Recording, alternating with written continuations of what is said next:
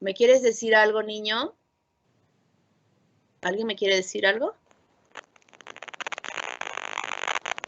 ¿Niños? Ya, cierren sus micrófonos, por favor.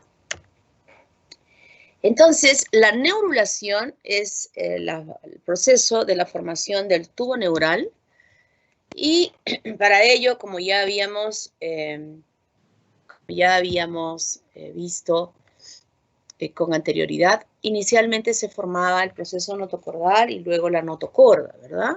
Y esta notocorda ya formada emitía señales moleculares para que el ectodermo suprayacente se ensanchara, se volviese más grueso en relación a una multiplicación celular efectiva justamente en este sector por encima de la notocorda. Y no solamente esta placa neural, que así se denomina, se cambiaba o modificaba, sino también las células ectodérmicas que se encontraban a ambos lados de esta placa neural, con una influencia de origen nervioso. Luego, esta misma notocorda sigue emitiendo señales moleculares para que esta placa se invagine, o sea, se deprima para formar como un surco. Luego, este surco se profundiza aún más para luego, por otro tipo de proteínas moleculares, que eso lo vamos a ver posteriormente cuando vamos al desarrollo nervioso, se logre cerrar, individualizándose el tubo hasta que se cierra completamente. Las células, estas azulitas que están aquí, que correspondían a la cresta neural, hacen lo mismo. Van a seguir el mismo camino del tubo neural y aquí, cuando se forma ya el tubo, se individualizan y se ubican entre el ectodermo, que va a continuar creciendo y extendiéndose, cerrándose sobre el tubo neural. Y estas celulitas que están aquí se formarán totalmente individualizadas para formar estas células que tienen increíblemente un potencial de diferenciación tan grande que pueden dar lugar aún a la formación de hueso, de músculo. Imagínense, es algo extraordinario como unas células ectodérmicas tienen ese potencial de diferenciación. Cuando se lleguen a incluir dentro de lo que van a ser los arcos faringios, que ya los habíamos visto, estas celulitas migran dentro de ellos para transformarse en múltiples estructuras y más aún van a migrar hasta la cavidad abdominal, porque esto, miren, esto no solamente, esta formación de estas células de la cresta neural se ubica en la parte cefálica, sino en toda la extensión del disco. O sea, si nosotros aquí tenemos la línea primitiva y habíamos dicho que llega hasta este punto y desde este punto se formaba el proceso notocordal avanzando hacia aquí y luego iba retrocediendo hacia la parte caudal detenida por esta membrana cloacal. Estoy refiriéndome a la notocorda, ¿no? Primero el proceso notocordal y después a la notocorda. Y cuando se ha formado ello, es que estas células con estas proteínas moleculares inducen a que el ectodermo empiece a transformarse. Y esa transformación es una placa que va adquiriendo una forma diferente, como una plantilla de una zapatilla, donde en la parte cefálica se amplía más que en la parte caudal. Entonces yo decía que estas células de la cresta neural, cuando se van formando, diríamos que esto que está más celestito acá, miren, esto más celestito como que fuera el borde de esta placa, estarían formando las células de la cresta neural y están a todo lo largo. Entonces, cuando estas células ya independientes empiezan a desplazarse por todo lugar, se desplazan de repente en las direcciones que están acá. Y las que están acá, por ejemplo, van a migrar a formar la médula de la glándula suprarrenal, que seguramente se los han explicado en las clases. Entonces, en histología, quiero mencionar eso, que esas células que se han formado en las partes más lateralizadas de la placa neural van a formar estas células de la cresta neural. Y la placa neural ampliada, ensanchada más en la parte cefálica, esta es la membrana orofaringea y esta es la membrana cloacal, detenidas en esos límites, aquí por la lámina procordal. Entonces, serán las que luego que se ha formado inicialmente la placa, empieza a cerrarse. Aquí está la placa, este primitivo está retrocediendo y empieza a cerrarse por la parte media. Y luego este cierre se va extendiendo hacia la parte caudal y también hacia la parte cefálica. Miren cómo se va cerrando. O sea, hasta acá diríamos que está como surco, ¿verdad? Y aquí el surco se está cerrando, ya formó en esta parte el tubo. Entonces el surco formado luego en toda la extensión empieza a cerrarse ascendiendo hacia la parte cefálica y hacia la parte caudal. Y llega un momento en que ambos extremos todavía están aperturados, que son los neuróporos anteriores y los neuróporos posteriores. Este se va a cerrar completamente el día 24 y este el día 26. Completamente se cierra. Ahora este tubo va a quedar totalmente cerrado por ambos extremos, mostrándonos una cavidad interior. Y entonces lo más ancho que había sucedido en la parte cefálica será que al inicio de su cierre ya nos esté mostrando la formación de 3 vesículas. Una, prosencéfalo, mesencéfalo y romboencéfalo. La neurulación sigue avanzando, el proceso sigue dándose y en este proceso de ir desarrollándose, el prosencéfalo va a formar 3 vesículas, 2 laterales y una central. Cuando sucede esto, ya cambia el nombre y hablamos de los 2 telencéfalos y este sería el diencéfalo. Cada uno de ellos va a dar lugar a estructuras totalmente diferentes en su desarrollo. Por ejemplo, el telencéfalo es quien desarrollará más que el resto.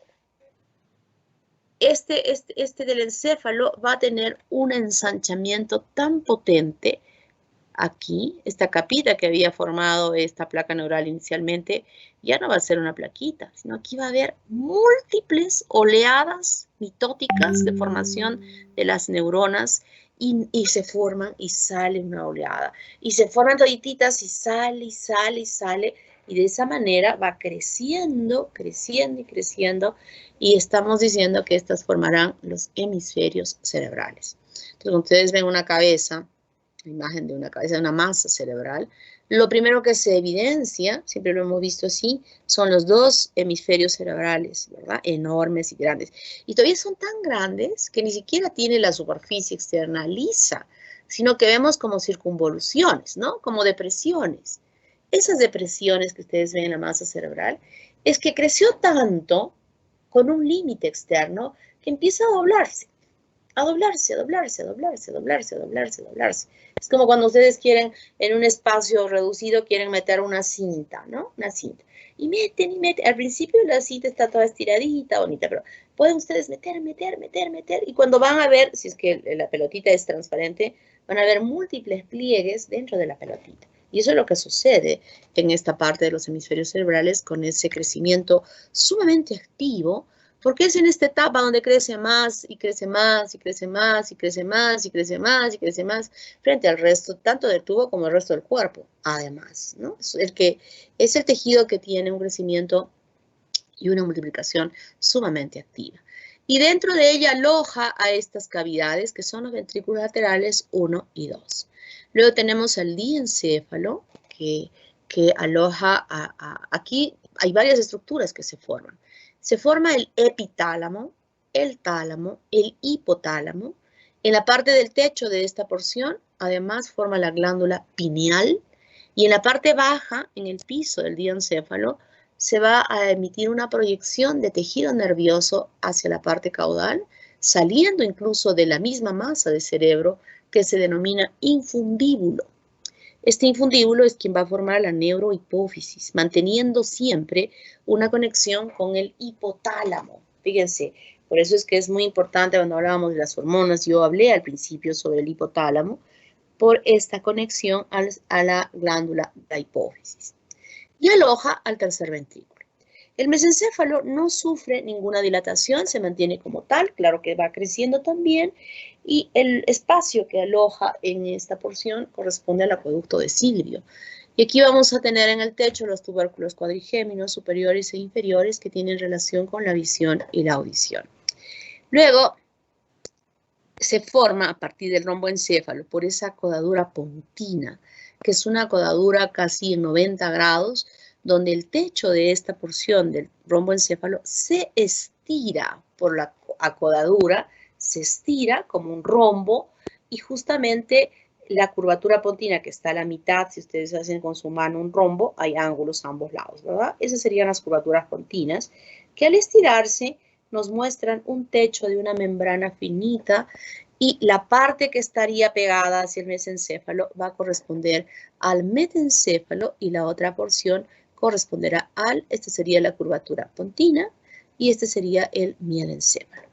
En el metencéfalo, una estructura muy importante que se llega a desarrollar a expensas de un engrosamiento de esa membranita que se había puesto justamente por detrás del mesencéfalo, que se denomina el labio rómbico, va a ser quien llegue a formar lo que va a ser el cerebelo, que sería la siguiente estructura que se ve de un tamaño más o menos respetable cuando vemos todo este tejido nervioso a nivel cefálico. Y en la parte caudal encontramos al bulbo raquídeo, que es aquel lugar donde se encuentra el mielencéfalo, ¿no? Que da lugar al bulbo raquídeo, lugar donde se encuentran los centros de la respiración, el centro cardíaco. Muy importante conocer de esto porque generalmente cuando el paciente tiene un edema cerebral por cualquier causa, lo que tenemos que cuidar es justamente que esa partecita más caudal que continúa luego con la médula espinal. Sabemos que la médula espinal se aloja en la luz de la columna vertebral, ¿no? Entonces, si es que hay mucha presión acá arriba, esto le podría empujar tratando de meter en este canal, que no está preparado para ello. Entonces, nosotros hablamos en la parte clínica el enclavamiento de las amígdalas, porque ese bulbo justo está en ese lugar de las amígdalas cerebrales, y al presionarlas en este tubo estrecho, el paciente muere con un paro cardiorrespiratorio. Entonces tenemos que evitar que eso suceda. La cavidad que está aquí es la cavidad del cuarto ventrículo.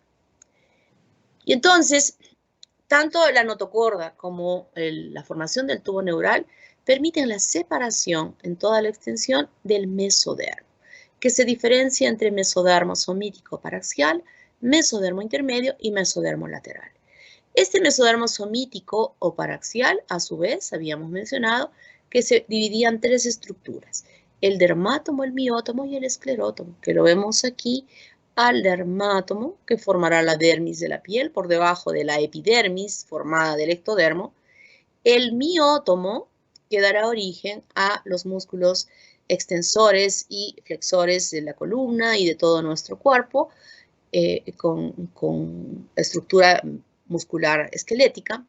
Y las células del esclerótomo se desplazan para rodear a la notocorda y formar la estructura ósea de la formación de la columna vertebral.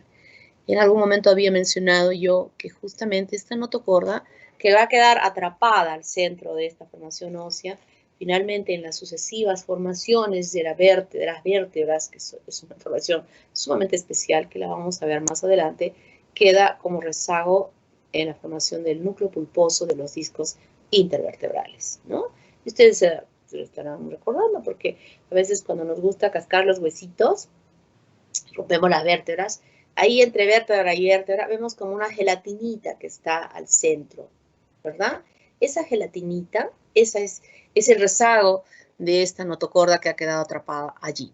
El mesodermo intermedio migra a formar lo que va a ser las crestas urogenitales. Cuando ya estamos hablando de urogenital, estamos ya refiriéndonos a que aquí va a haber la formación del tracto urinario y también la formación en segmentos importantes asociadas fundamentalmente al riñón y la parte genital en relación a la formación de las gónadas y los conductos relacionados a él.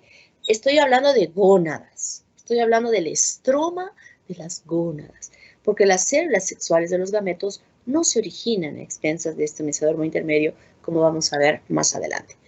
Y luego el mesodermo lateral, rodeando a el endodermo, formará el tubo digestivo, que formará el tubo digestivo y que va a rodear aquí el mesodermo esplanopléurico.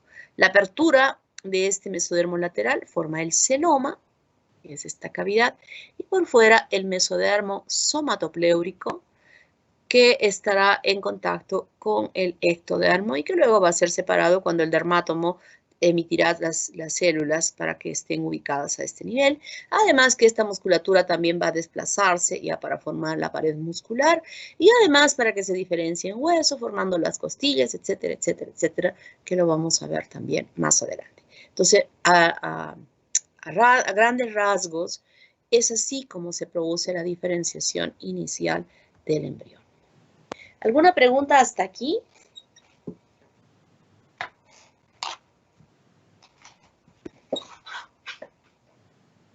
¿Ninguna? ¿Está clarito todo? ¿Clarísimo? Muy bien.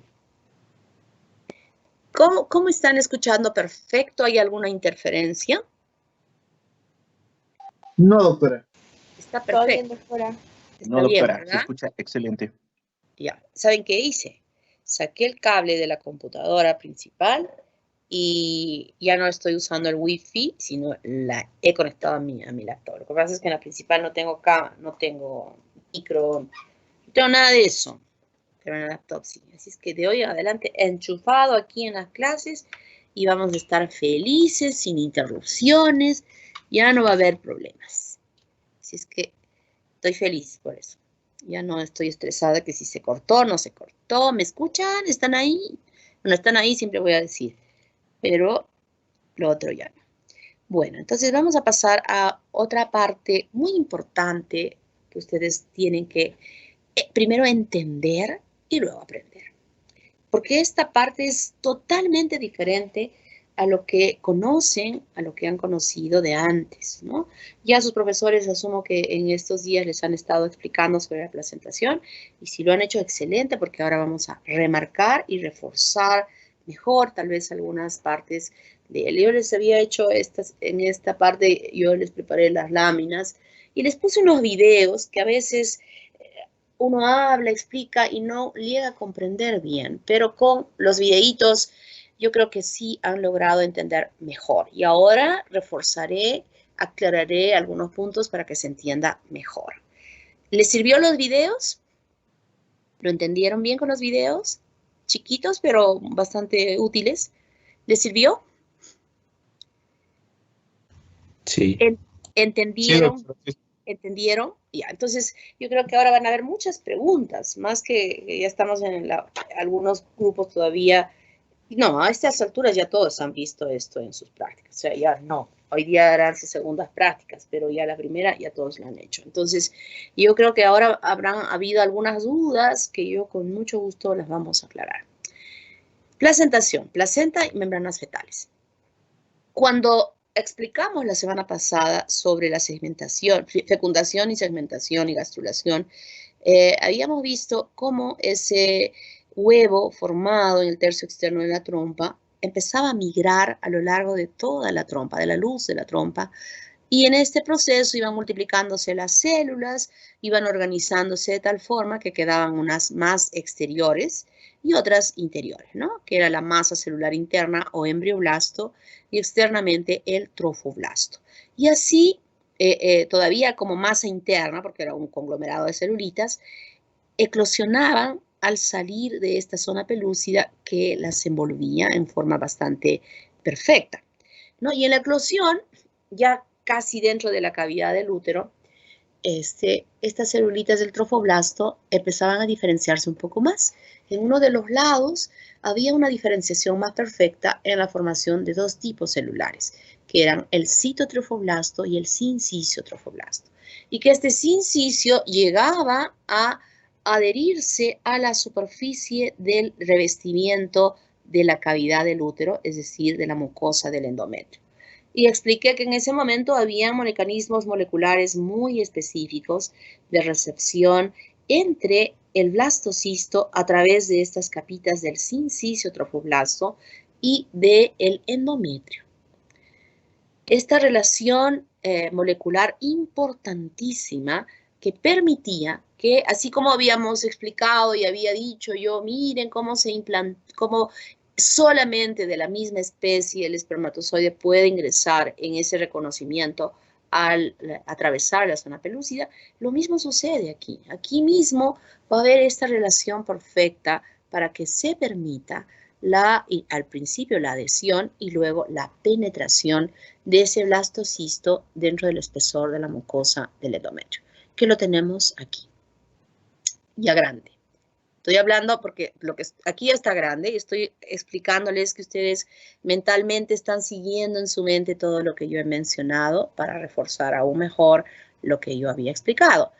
Pero aquí sucede una situación muy importante. En el momento en que se está produciendo la implantación y el blastocisto queda incluido así pequeñito, como era chiquitito, dentro del espesor de este endometrio, va a suceder un cambio importantísimo en la mucosa del endometrio, que hasta ese momento había sido preparada en la segunda fase del ciclo menstrual, que le llamamos secretora, que le llamamos progestacional, ¿verdad? Y que esa influencia hormonal producida por la progesterona había provocado en esta mucosa que las glándulas fuesen numerosas, que el epitelio, que las células de las glándulas, del epitelio recibiente de las glándulas eran cúbicas altas, que el estroma interglandular estaba conformado por muchas células, que las vimos ahí chiquititas, etcétera, etcétera, etcétera, ¿verdad? Pero cuando sucede la implantación, todas estas células de la mucosa cambian. Hay un cambio absoluto. Está ingresando por este ladito, pero el cambio se ha dado en toditita la vuelta. En todita la vuelta. El cambio se ha dado en toda la circunferencia. ¿Y cómo se evidencia ese cambio? Ese cambio se va a evidenciar porque estas células del estroma, recuerdan que se veía un núcleo como puntitos, ahora ya no son puntitos. Las células se han crecido, se han hinchado. Había una hiperplasia de esas células, de cada una de ellas. Están enormes y grandes. Las células estas cúbicas altas han crecido también, se han hinchado sin alterar su forma, pero se han estirado, son más grandes, más grandes. Entonces, este cambio que se evidencia ha sido descrita por el doctor Arias Estela, patólogo peruano, hace algunos años, no muchos, porque el doctor Arias Estela, patólogo, no hace mucho que ha fallecido. Tiene un hijo, que también es patólogo, que ahorita debe estar teniendo de él como unos 67, 68 años, o sea que no es un anciano, y él trabaja en el Instituto de Neoplásicas en Lima, el hijo. El doctor, no recuerdo dónde trabajaba, pero no era pues muy viejito, ¿no? Entonces, este doctor, este patólogo, fue quien describió estas células como un hallazgo que se evidenciaba en este endometrio cuando estaba produciéndose el desarrollo de una gestación dentro de él, ¿no? Y así como células de Arias de Estela, está escrito en sus libros, en todos los libros a nivel mundial, en esta parte, conociéndose como las células de Arias de Estela, porque este doctor, que es patólogo, las describió. Yo creo que todo el mundo lo observaba, pero él fue el que se detuvo en poder examinarla, estudiarla y publicarla para que todo el mundo tuviese conocimiento de él. Y esto es muy importante. ¿Por qué les digo esto? Porque muchas veces, cuando les había contado de la cáscara de plátano, que las mujeres se resbalan y vienen, me resbalé y de pronto empecé a sangrar. Ni siquiera dicen que estuvieron embarazadas, simplemente que se resbalaron y sangraron. Entonces, ese tejido que se saca en los hospitales, porque ellas llegan al hospital para hacerles nosotros los estudios, ¿no? Entonces, eso yo lo veía todos los viernes, es increíble cómo llegan las mujeres después de haberse resbalado en la cáscara de plátano. Y en el curetaje que se tiene que hacer para corregir ese sangrado, estamos retirando restos de endometrio, que es supuestamente endometrio que está quedando allí, ¿no? Que está quedando ya en la explicación de parto, ya les hemos dicho que hay que revisar bien esa placenta para que no suceda esto. Entonces, cuando nos llega a patología, frasquitos con estos restos, nosotros fijamos, estudiamos, y cuando damos el diagnóstico del resultado, no decimos, porque generalmente vamos a encontrar infección. Si es que hay sangrado, rápidamente va a haber infección. Entonces, no informamos diciendo endometritis, porque no estamos viendo glándulas en fase proliferativa o en fase secretoria, que ya las conocemos. Estamos encontrando células tan grandes con las teclas de piano, que así se describe estas células de las glándulas, y con células hinchadas. Entonces informamos porque hay infección. Decimos deciduitis. Es el informe de patología que hacemos cuando nos llega a nosotros el estudio. ¿Y qué significa que nosotros digamos que ha sido deciduitis? Decimos, ¿saben qué? Esta mujer estuvo embarazada. Así de simple, ¿no? Pues cuando viene la señora a su control, después la señora tiene que venir a su control, ahí dice, señora, ¿usted está embarazada? No, que no, que no. Que no, acá está el resultado, usted estuvo embarazada. Se hizo una maniobra, si no se hizo, si tuvo un aborto espontáneo, si todavía nosotros le miramos de reojo, o se lo hizo provocado. Entonces ya la señora baja los ojos porque ¿qué le va a engañar al médico que le está diciendo? Aquí está la evidencia de lo que hiciste, ¿no? ¿Y cómo podemos hacer eso? Gracias al reconocimiento de que cuando el útero está ocupado por una gestación, cambia por estas características de estas células, ¿no? Entonces, este endometrio deja de llamarse endometrio cuando se está desarrollando un producto dentro de él. Se va a llamar ahora decidua. Acá está el nombre. Decidua. Y hay tres áreas de esta decidua. Una que se llama decidua basal, que va a ser aquella en la cual al inicio el blastocisto se implantó. Una decidua que va a darle la vuelta a todo el saco coriónico, que es esta que está aquí amarillita, que es la decidua capsular. Y una decidua que está aquí al frente, que es la decidua parietal. Entonces, cuando empieza a producirse, a crecer más, estas vellosidades que en un inicio se habían desarrollado mejor en aquella área de implantación, va a crecer en toda la circunferencia.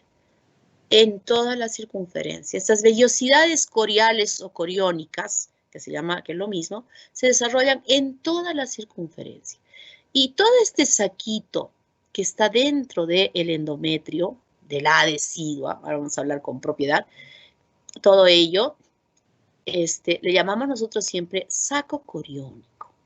Este es el nombre que le vamos a ver. Entonces yo digo ahora que el saco coriónico tiene vellosidades en toda la circunferencia. Y le llamamos corium velloso o corium frondoso.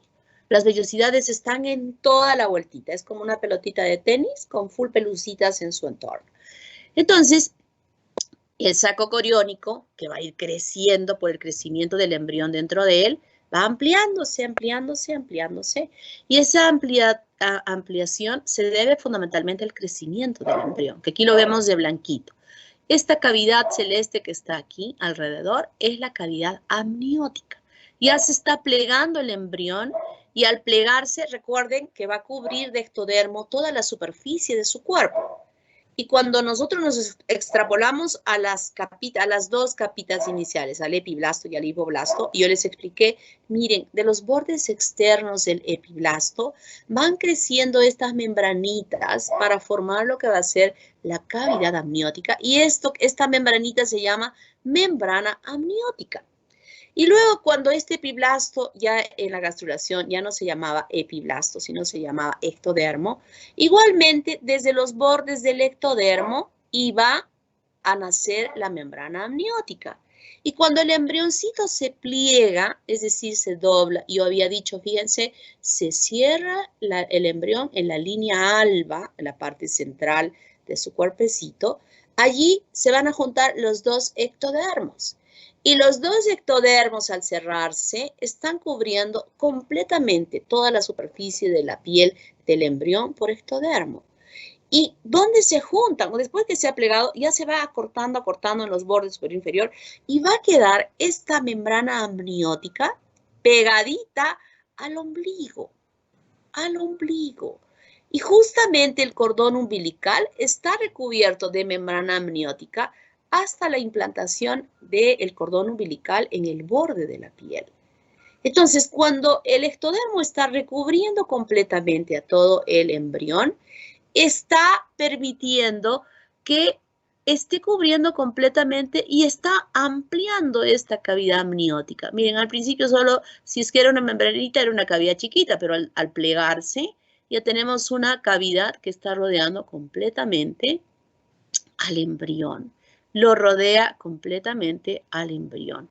Y entonces, la cavidad se va ampliando. Miren, esto celeste que está aquí como una una cosa pequeñita. Miren aquí la cavidad amniótica. Ya aquí el embrión está grande, enorme. Miren, la cavidad amniótica se amplió. Y es en esta cavidad amniótica donde está suspendido el embrión o el feto. Y esta cavidad no es vacía, está contenida con el líquido amniótico. Lean líquido amniótico, les voy a preguntar en el examen, qué contiene, qué, etcétera, etcétera, etcétera. Lo que sí quiero mencionarles es que tiene una función importante este líquido que rodea aquí a el embrión. Así como el líquido cefalorraquídeo que se produce por las vellosidades coriónicas que se encuentran en las cavidades de los ventrículos laterales, del tercer ventrículo y del cuarto ventrículo y que va produciendo este líquido y que sale por los conductos de Lütke-Magendie al espacio subaracnoideo, permitiendo que toda la masa nerviosa esté suspendida en este líquido amniótico para protegerlo, tiene la función de la amortiguación. Exactamente igual sucede aquí. Este líquido amniótico tiene la función de la amortiguación para que ese embrioncito, ese feto, no se lastime con los impactos del caminar, del caerse de la mamá, etcétera, etcétera, porque siempre va a estar nadando en el agua y eso lo protege. ¿Está claro? Entonces, este líquido cumple esa función. Se está ampliando más la cavidad. Este espacio que era el celoma extraembrionario, que también se llama cavidad coriónica, va desapareciendo. Miren, va desapareciendo. Finalmente, la membrana amniótica se va a pegar aquí aquí está el corium velloso frondoso, que por lo que está creciendo, por lo que crece, lo que va a suceder es que esta frondosidad de las vellosidades se aplanen. Se van aplanando y ustedes ven aquí, esto celeste ya no tiene vellosidades. Se va a convertir en una membranita que se va a pegar a la membrana amniótica y van a formar la membrana corioamniótica. Pero esta parte del corium velloso frondoso, que ahora ya no tiene vellosidades, también se le llama corium liso. Y lo tenemos acá. De este lado sigue manteniéndose la frondosidad y de este lado desapareció. Entonces aquí es el corium liso y aquí el corium velloso o frondoso. Va creciendo más y más y más y la decidua capsular se va a pegar a la decidua parietal y va a desaparecer la cavidad uterina. Desaparece esto cuando se hayan juntado estas dos deciduas formando una sola, que finalmente lo que más está creciendo dentro de él es justamente el embrión y el feto que va a lograr hacer desaparecer. Y aquí ustedes recuerdan muy bien que este es el cuello del útero, esta es la vagina y aquí hay múltiples glándulas también, ¿no? Estas glándulas van a seguir secretando secreciones y van a formar un tapón mucoso que sella herméticamente esta luz y se sella. Y durante los 9 meses normales o los 10 meses lunares, esto va a estar totalmente cerrado hasta el momento del parto, ¿no? Y evitar de esa manera que cualquier microorganismo que pudiera estar aquí, que está aquí, no que pudiera, que está aquí, pueda ascender y ocasionar una infección a todo esto que está desarrollándose dentro del útero. ¿Se dan cuenta? Entonces aquí se forma el tapón mucoso. ¿Hasta aquí entendido? ¿Clarito? No lo he entendido. Niños, ¿no? ¿Están allí? Sí, doctora. Pero sí han entendido. Sí, doctora. Ya, muy bien. Entonces aquí vemos justamente esto, ¿ven? Aquí está el disco embrionario, el saco vitelino, la cavidad amniótica chiquitita. Este era el celoma extraembrionario, recuerdan que les había explicado. Va creciendo, miren las flechitas, cómo va yendo, las vellosidades están en toda la circunferencia. Aquí ya se van aplanando las vellosidades, todavía aquí se mantiene, ¿no?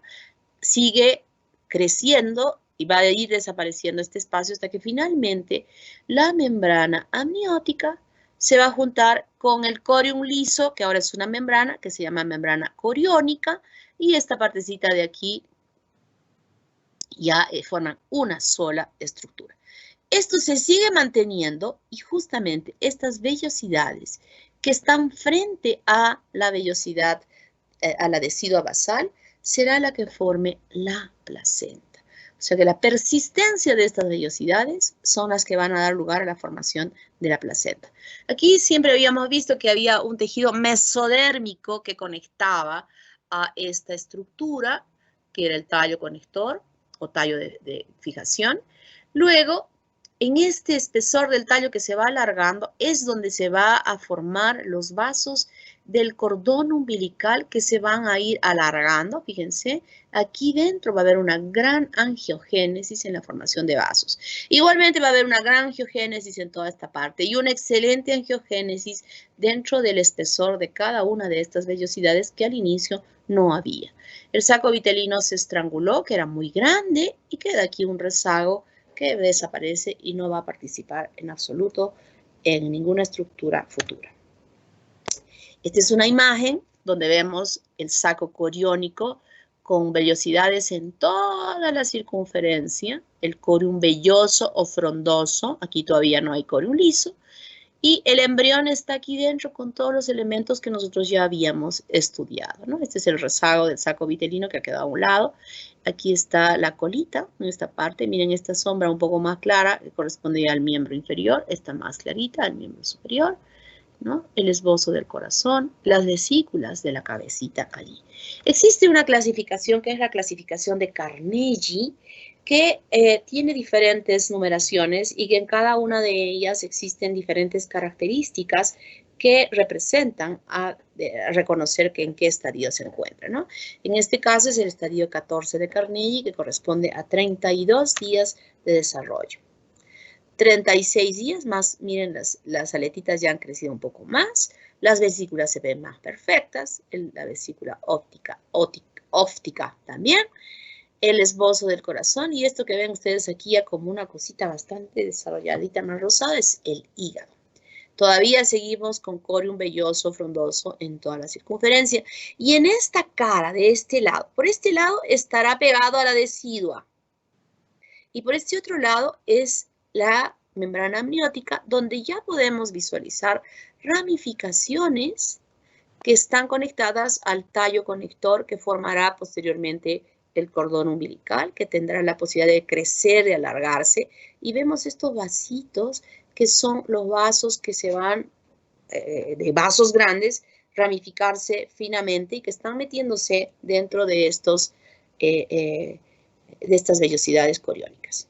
Y entonces, nosotros así tenemos a la placenta. La placenta que había sido aquella donde se permaneció, donde se mantuvo las vellosidades. Porque en el resto de este lado, si nosotros le seguimos para acá, ya no hay. Se convirtió en una membrana, que es la membrana coriónica. Y también podemos observar que este feto, que está grandote, está conectado por este cordón umbilical que aloja dentro de él a una vena umbilical con dos arterias. En la circulación que siempre hemos conocido nosotros, de todo lo que ustedes han estudiado hasta ahora, reconociendo tanto en anatomía como en histología, ustedes han visto en anatomía, por ejemplo, que una arteria siempre tenía sus dos vasos venosos, ¿verdad? Todos viajaban con sus dos vasos venosos, la arteria como un elemento importante y al lado las venas de las dos que siempre acompañaban, salvo aquellas venas que son bastante grandes, ¿no? Principales. Pero nosotros vemos eso, que aquí la circulación se invierte. Hay una vena y dos arterias. Y por esa vena va a circular sangre oxigenada y por las arterias va a circular sangre venosa. Cuando digo sangre oxigenada o sangre venosa, estamos refiriendo a la concentración, a la saturación de oxígeno que existe en esa sangre que está ingresando o que está saliendo del feto. Obviamente, si está ingresando, tendrá que estar llevándole oxígeno. Y el vaso que ingresa al feto es la vena umbilical. Y las que están saliendo del feto son las arterias umbilicales. Y estas ingresan o están conectadas a la placenta en un solo lugar. Hablo de lo normal, porque hay diferentes placentas. Hay placentas que a veces tienen hasta 2 cordones umbilicales que luego se juntan en uno solo al ingresar el feto, o a veces incluso se mantienen 2, como vamos a ver en anormalidades que se presenten. A veces hay 2 placentas. A veces hay una placenta que es como una argolla, y o sea, como un donut con un hueco al centro. O sea, hay gran variación de placentas. Y también hay placentas que en su inserción son malas. Son las acretas, las percretas, que sí se llaman y que quiero que lean su libro, porque tal vez se los voy a preguntar en el examen, ¿no? Entonces, lo normal es que solo haya una implantación y nosotros vemos de este lado en un corte aquí a las vellosidades coriónicas. Estas son las vellosidades coriónicas. Y dentro de ellas, dentro de las vellosidades, están justamente ramificándose. Aquí sí está la vena, se ve rojita por la sangre oxigenada que tiene.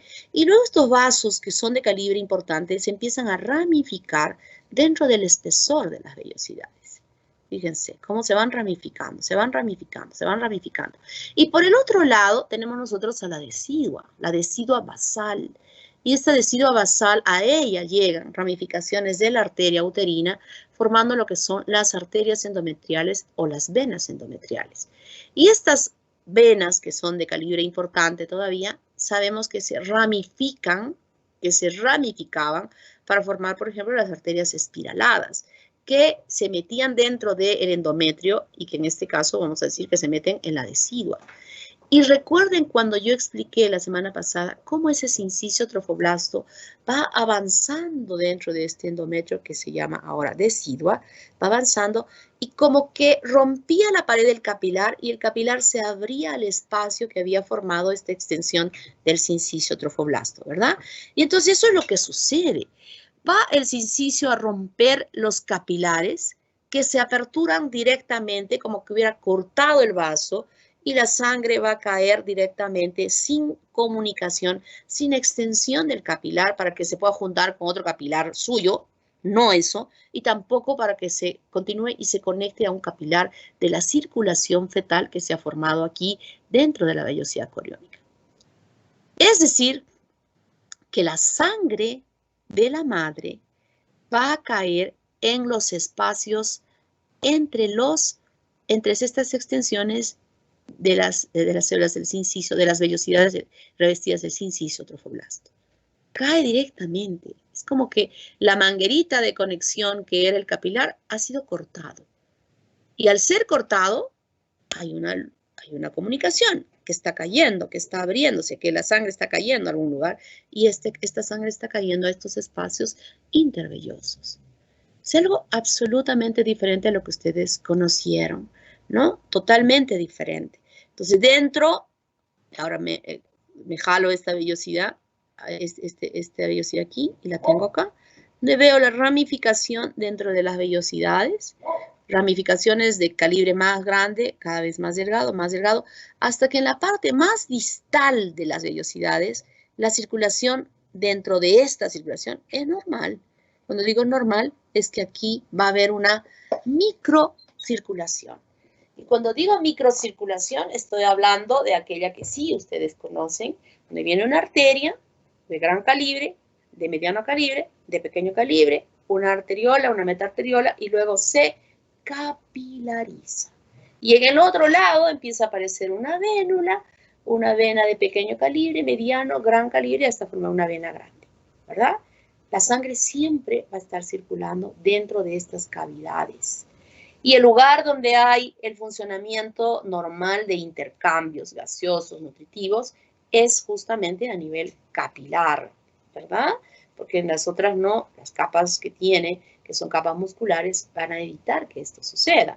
No hay intercambio. Y es en el capilar donde histológicamente sabemos que es una sola capita de células planas y que estas células planas tienen poros, o también que se separan las uniones, se aperturan un poco las uniones entre las células, permitiendo el pasaje a través de ellas de un lado o del otro lado, del lado interno del vaso hacia el exterior, eliminando oxígeno, nutrientes, etcétera, y del otro lado hacia la luz del vaso, cuando ya está siendo empujada la sangre hacia las venas, todos los compuestos de desecho que hayan podido pasar del lado exterior hacia el capilar para que sean eliminados. Eso lo han estudiado, eso lo conocen, eso lo saben. Y eso sucede aquí adentro, dentro de la red vascular que corresponde a la circulación del feto. Pero en relación al lado correspondiente a la madre, no. Esos capilares están abiertos directamente hacia esos espacios. Se ha cortado el vaso. Se ha cortado el vaso y en consecuencia está circulando aperturadamente. Y aquí lo tenemos, fíjense. Nosotros tenemos aquí a la placenta. Este es el corium liso que forma la membrana coriónica y aquí ha quedado el corium frondoso formando estas vellosidades coriónicas. Al frente está la decidua basal. Y esta decidua basal tiene sus vasitos. Aquí ya no estamos verificando a las arterias. Aquí sí una arteria, pero en realidad no es tanto la arteria, sino puede ser pequeñas metarteriolas, pero ya no arterias mismas, ¿no? Porque sabemos que ahí también había una capilarización.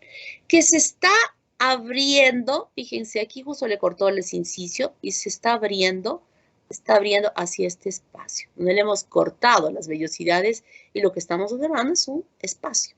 Aquí están las vellosidades cubiertas externamente por sincicio trofoblasto. Por dentro estará el citotrofoblasto. Y entonces, aquí sí tenemos una vellosidad cortada longitudinalmente donde nos muestra el revestimiento más externo que es el sincicio trofoblasto. Por dentro estará el citotrofoblasto, dependiendo de la vellosidad que sea. Ahora vamos a ver. Y dentro de ella estamos viendo las ramificaciones de los vasos que nacieron de troncos bastante importantes y grandes y que se van ramificando, pero en las partes más distales de estas están justamente la microcirculación. ¿Y qué sucede aquí? Aquí la sangre que está viniendo de las arterias ingresa con una presión de 70 milímetros de mercurio. En la parte, cuando entra con mucha fuerza esta sangre por esta presión, va a llegar incluso a tener contacto con la parte más baja de la placenta y aquí va a haber una presión de 10 milímetros de mercurio. Y luego estas presiones van a permitir que sangre que ha llegado acá salga con 4 milímetros de mercurio. O sea, hay una fuerza que empuja y otra que aquí hay una resistencia de 4 milímetros, obviamente estas presiones van a empujar la sangre hacia estos espacios que están vacíos, que supuestamente no está entrando sangre por ahí, sino más bien es la sangre que tenía que retornar hacia las venas endometriales, ¿no? Eso es muy importante. Entonces, esta sangre que ingresa, que aquí está ingresando a un espacio vacío, cuando ingresa por aquí, lo que está haciendo es bañar la superficie de todas estas vellosidades. Las está bañando y luego de bañarlas va a salir por aquí. Muy importante esto, porque en ese baño que le da, está trayendo el oxígeno, está trayendo todos los requerimientos necesarios para que a través de estas capitas que tiene las vellosidades, específicamente en aquellas donde hay capilares, en las partes más distales, pueda haber ese intercambio. Pero no es un intercambio donde la sangre ingresa y luego está apareciendo otro vasito como la microcirculación. No, lo hace a través de paredes que constituyen lo que es la pared en la placenta de la barrera placentaria, que así se llama. En realidad no debíamos llamar barrera, simple barrera en el sentido de que proteja de que no ingrese lo malo, ¿no? Porque también ingresa lo bueno, ingresa oxígeno y ingresa nutrientes de la circulación de la madre a la circulación del feto. Esa es cómo se forma esta circulación, que siempre yo lo explico ya para reforzar con una similitud a decirles de un pocillo. Tenemos la placenta que es un pocillo grande, al cual le vamos a tapar, bien tapado el pocillo, con una tapa que tiene múltiples poros, huequitos, como una espumadera. Y por la base del pocillo vamos a aperturarle un hueco que mida más o menos unos 4 que tenga un hueco de 4 centímetros de diámetro.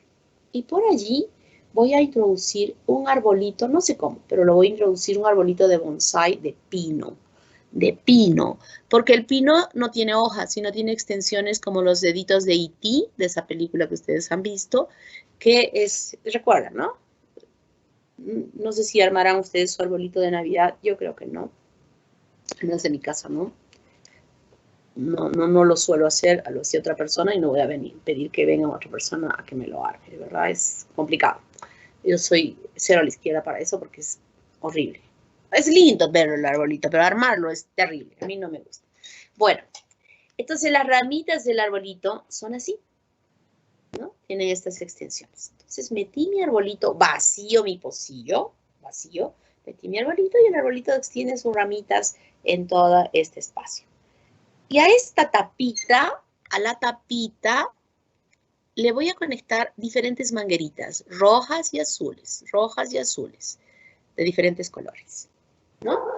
Entonces, luego que ya he conectado estas mangueritas, la mitad roja, la mitad azules, abro mi llave maestra para que a través de las mangueritas rojas llenen el pocillo de sangre. ¿Qué hace esta sangre que está llenando mi pocillo? Está bañando la superficie de todas las ramitas de mi arbolito. Y luego que las ha bañado, la otra manguera no tiene una conexión a que ingrese nada, sino está vacía. Empuja por esas mangueritas azules, estas presiones empujan para que salga. Entonces, con esto les estoy diciendo, en ningún momento existe sangre que contacte directamente con la sangre del feto. Son circulaciones absolutamente independientes. No hay normalmente la posibilidad que pueda suceder que haya una mezcla de sangres que no debe haber normalmente. No estoy explicando de algunas anormalidades que pudieran suceder, no. Como por ejemplo la eritroblastosis fetal, que quiero que lean, porque se los voy a preguntar en el examen, también. Voy a preguntar sobre eritroblastosis fetal, voy a preguntar sobre el líquido amniótico, así es que en su libro hay, ni siquiera les voy a decir que lean, que vean. Su libro de Moore deben leer de pe a pa. Yo no puedo hablar de todo lo que dice en ese libro, definitivamente no puedo, me encantaría, pero no puedo, no me alcanza el tiempo. Así es que ese libro lo tienen que leer de pe a pa. No que decir, esto no dijo la doctora, no lo leo. Esto no dijo la doctora, no lo leo. No, tiene que leer todo. ¿Está claro? Todo. Partes de él les explico para que lo entiendan mejor. Entonces, esto creo que ya está sumamente claro que hayan entendido. Además, ¿qué encontramos en la placenta? Encontramos que la decidua emite unos tabiques en el interior de las vellosidades, que son los tabiques placentarios o los tabiques de fijación, que también se llaman así. Y estos tabiques separan a la placenta en unas estructuras que se llaman cotiledones. Aquí hay un cotiledón, aquí hay otro cotiledón. Por otro lado, además, estas vellosidades en la parte más superior, diríamos en la copa del arbolito, va a suceder situaciones muy especiales. Estas, en toda su vuelta, estaban rodeadas de sincisio trofoblasto, ¿verdad?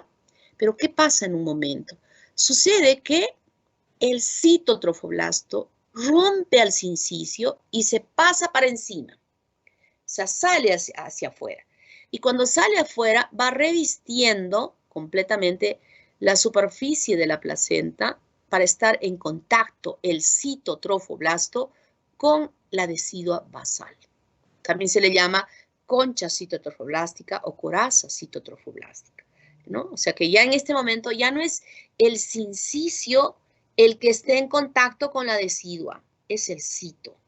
Pero el sincisio que ha llegado acá reviste completamente la parte interna ahora en esta parte del citotrofoblasto. O sea, mientras que aquí el sincisio está por fuera del cito, acá el sincisio está por dentro del citotrofoblasto. ¿Se dan cuenta? Va a rodear completamente, permitiendo que siempre el sincisio trofoblasto sea aquel tejido que esté en contacto con la sangre de la madre. Siempre. La sangre de la madre siempre va a estar en contacto con el sincicio trofoblasto. Acá no estará cumpliendo ningún rol de que hay intercambio en esta parte, ¿no? Sí lo está haciendo acá, pero acá no. Pero siempre va a estar el sincicio en contacto con la circulación de la madre. Y estos lugares donde ha sucedido este pasaje se llama vellosidad de anclaje. Porque fija, es como que yo hubiera metido el arbolito, pero era un arbolito medio debilucho, y todas las ramitas, ¡plac!, se caían hacia el piso del pocillo. Pero esto, ¿qué hace? Esto hace que en la parte de la copa se fije y la ramita se quede extendida. Es como mi arbolito de Navidad, que está todo enclenque. A mí me sale así mis arbolitos, se van cayendo para un lado, por eso no me gusta hacerlos. Entonces, como que yo hubiera amarrado una pita a la parte más alta del arbolito y le pongo un clavo ahí arriba para que el arbolito esté fijo. Es así como funciona esta vellosidad de anclaje, asegurándose, primer punto, que todas las vellosidades estén bastante estiraditas y que puedan ser bañadas correctamente con la sangre, y además porque también es una parte que fija la placenta y conjuntamente con este tabique va a permitir de que la placenta no se desprenda fácilmente cuando se está desarrollando el feto dentro de él. Y esa es la placenta, esa es la cara fetal de la placenta, donde ustedes han visto en la película o en los videos, en la cara fetal, donde está aquí la vena y la arteria, y de donde se ven las ramificaciones. En toda esta cara se ve cómo estas ramificaciones se van a ir metiendo en cada cotiledón, o sea, en la base de cada cotiledón, en la base de cada tronco principal de las vellosidades. Y estas vellosidades son de tres tipos: primarias, secundarias y terciarias. Las primarias y secundarias y generalmente se han desarrollado al principio, cuando recién está implantándose o está creciendo las vellosidades dentro del espesor de la decidua. Y son primarias cuando están rodeadas de sincicio, que habíamos visto, y cito dentro de ellas.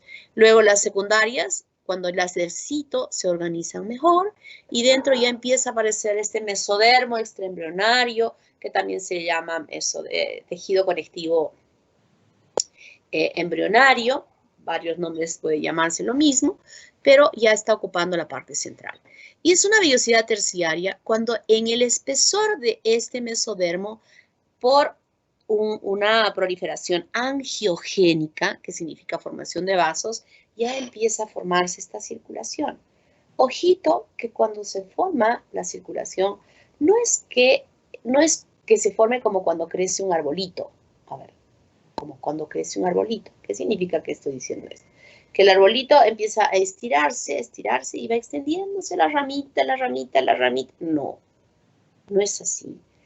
Puede ser que el arbolito esté, que sería el tejido mesodérmico que está allí, y que luego a diferentes niveles empiezan a formarse estas lagunitas de sangre, donde son células angiogénicas que las internas, o mejor dicho, las externas, formarán el revestimiento externo del vaso, y las que han caído dentro van a empezar a diferenciarse en las primeras células sanguíneas. Entonces se ha formado un laguito a un lado, otro laguito, y luego los laguitos confluyen. Y de esa manera se van haciendo las extensiones de los vasos, ya sean venosos o arteriales. ¿Está claro? Voy a repetir eso cuando estemos haciendo ese desarrollo, pero quiero que entiendan esto. Entonces, dentro del espesor se forman ya vasitos. Aquí estamos viendo capilares.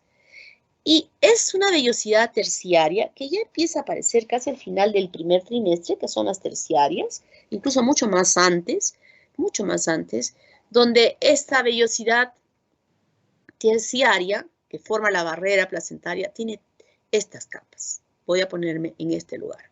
Sincicio trofoblasto, citotrofoblasto, mesénquima o mesodermo extraembrionario, como quieran llamarle, membrana basal del endotelio y el endotelio. Son 5 capitas que tiene que pasar el oxígeno que está aquí o la glucosa que está aquí a través de estas capitas hasta llegar a la luz de este capilar y viceversa. Pero conforme va desarrollándose y creciendo más el embrión y posteriormente el feto, los requerimientos son mayores. Entonces estas 5 capitas ya son muy complicadas. Y lo que va a suceder es que este capilar se acerque más a la periferia, desaparezcan las células del citotrofoblasto y simplemente haya sincicio, membrana basal y endotelio. Y de esta manera se asegura que el pasaje sea mucho más rápido, más violento por las necesidades y por la eliminación de los desechos que son el resultado del metabolismo de ese feto que está produciendo, ¿no? Entonces, esas son las vellosidades terciarias que podríamos encontrar diferentes células cuando éstas se llegan a formar. Y aquí tenemos justo lo que yo había mencionado. El cordón umbilical alojando estos vasos con troncos principales que se ramifican y en las partes más distales de la vellosidad, la microcirculación dentro de la circulación fetal, más no en la circulación de la madre. Si yo encuentro entonces un glóbulo rojo, que este puntero sea un glóbulo rojo, ¿de quién es ese glóbulo rojo? ¿De quién es? ¿De la mamá? De la mamá, exactamente, de la mamá. Y lo que esté aquí es del bebé, es del bebé. Entonces el pasaje, aquí fíjense, miren, esta es una vellosidad terciaria también. Esta también es una vellosidad terciaria donde ya las capitas son más chiquitas. Aquí todavía están mostrando que hay algunas del cito. En la placenta que ustedes vieron en la práctica, no existe ninguna sola célula de citotrofoblasto. Todas son del sincicio trofoblasto. ¿Está claro? Y entonces, ¿cuáles son las funciones de la placenta? La placenta tiene la función respiratoria. Cumple el rol importante como que estuviera funcionando el pulmón, donde va a captar oxígeno y donde va a eliminar CO2. Muy importante. Y frente a esto quiero mencionar lo siguiente. Esa sangre que llegó aquí, fíjense que llegó acá, necesariamente tiene una saturación de oxígeno perfecta, excelente. Pero recuerden que en este mismo espacio está habiendo este intercambio de oxígeno y CO2, ¿no?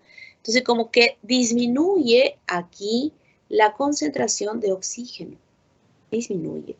Y el oxígeno que le va a llegar al feto no es exactamente igual a esta que está ingresando acá. Es diferente. Tiene una menor concentración de oxígeno. Y el feto, el embrión y el feto, compensa esta deficiencia por tres mecanismos.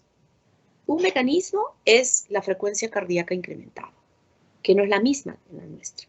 Nosotros tenemos 60, 80 normalmente en reposo, y ese fetito en reposo está latiendo a más de 140 para compensar. Segundo mecanismo importante, hemoglobina fetal. ¿Qué características tiene esa hemoglobina fetal? Otra pregunta que estoy haciendo al aire. No lo voy a repetir porque ustedes han hecho un curso de bioquímica en la cual han hecho incluso con un caso clínico. Lo sé. Así es que aquí vayan a leer y van a saber qué significa que yo diga hemoglobina fetal. Y el otro mecanismo importante de compensar es la concentración de hemoglobina que tiene ese feto dentro. La mamá puede estar anémica, no está comiendo bien, no tiene ganas de comer, tiene 9 de hemoglobina la mamá. Y ese pequeñito que está ahí dentro del útero tiene 18 de hemoglobina. Fíjense. ¿Y por qué tiene 18 de hemoglobina? ¿Cuánto es la hemoglobina que tiene la gente en Puno?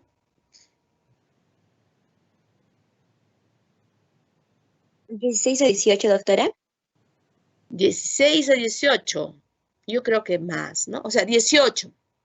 17, 18 tiene la gente en Puno y es normal. ¿Cuánto tienen los camanejos? A ver, ¿aquí hay algún camanejo o camaneja? ¿Hay camanejos en la clase? ¿No hay? ¿Cómo que no va a haber? Claro que hay. A ver, ¿hay camanejitos o camanejitas en la clase? ¿No hay? ¿Mollendinos? No sean mentirosos. Claro que hay. A ver, limeños. Tacneños, qué mentirosos que son ustedes. ¿Por qué no quieren decir de dónde son? ¿Ah? Yo estaría feliz de decir que soy de Camaná. Me encanta tanto Camaná. Disfruto de esa ciudad. Disfruto del mar. Veraneo allí. ¡Qué barbaridad! Yo voy a averiguar.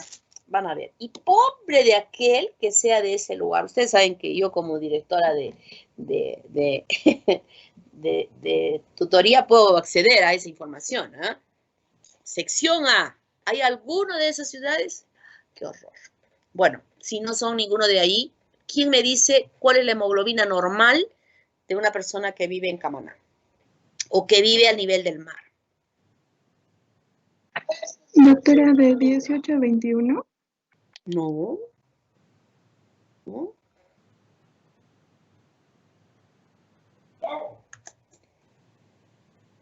Doctora, ¿podría ser de 11 a 13? De 11 a 13. ¿Ya? Puede ser normalmente. ¿Cómo te llamas, niña? Stephanie, Flores Sanabria. Stephanie, dime, ¿y por qué sería allí?